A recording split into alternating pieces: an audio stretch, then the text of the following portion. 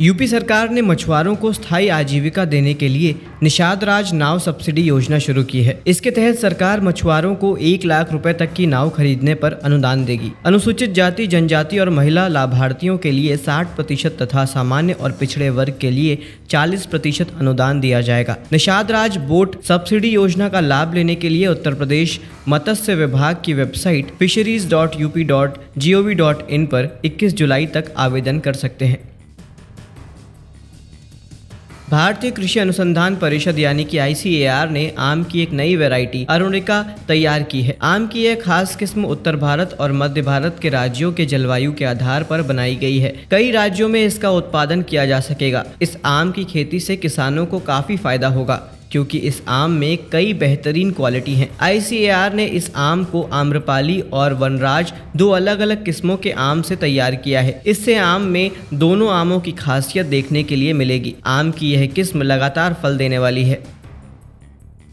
ICAR की तरफ से तैयार आम की नई किस्म यूपी और बिहार के अलावा मध्य प्रदेश, पश्चिम बंगाल, उत्तराखंड और उड़ीसा में उगाने के लिए ठीक है। देश के अलग अलग राज्यों में अलग अलग किस्म के आमों की खेती की जाती है। देश में कई किसान ऐसे हैं जिन्होंने विदेशी किस्मों के आम को भी उगाने में सफलता हासिल की है। भारत में आमों का बड़ा बाजार है और यहाँ से बड़ी मात्रा में आम का एक्सपोर्ट किया जाता है।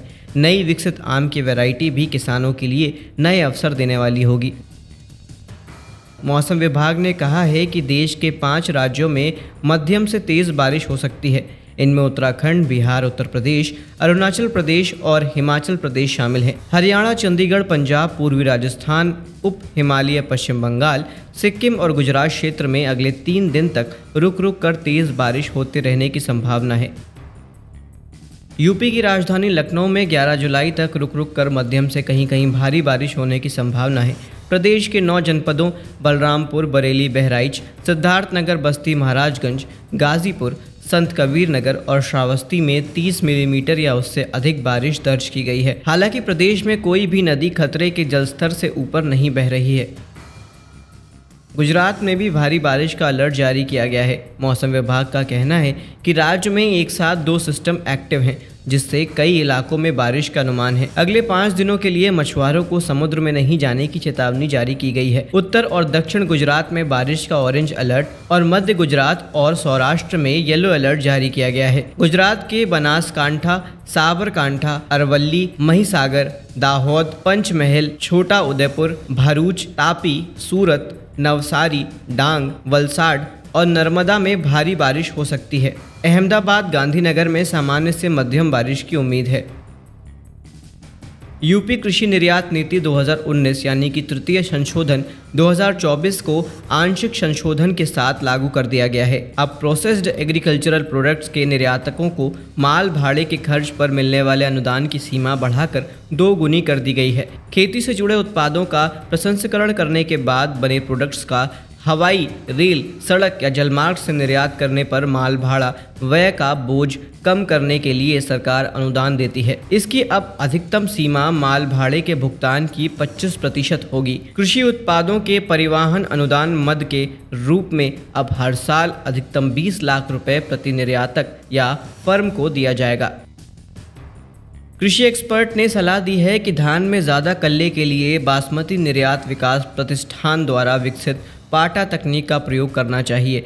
इससे धान में अधिक फुटाव होता है, ज़मीन में वायु संचार भी बढ़ती है, जड़ों का विकास अच्छा होता है और पानी की बचत होती है। इस तकनीक से कीटों से बचाव होता है।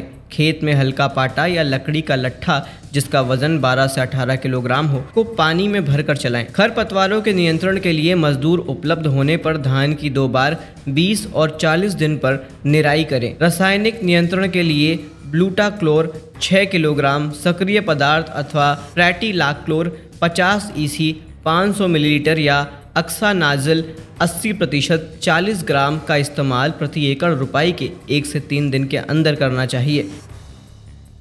किसानों को खेती किसानी में मदद करने के लिए किसान सारथी ऐप बनाया गया है। इससे किसान भाई या बहन कृषि से जुड़ी कोई भी जानकारी हासिल कर सकते हैं। इस ऐप में किसानों को उनकी भाषा में जानकारी दी जाएगी।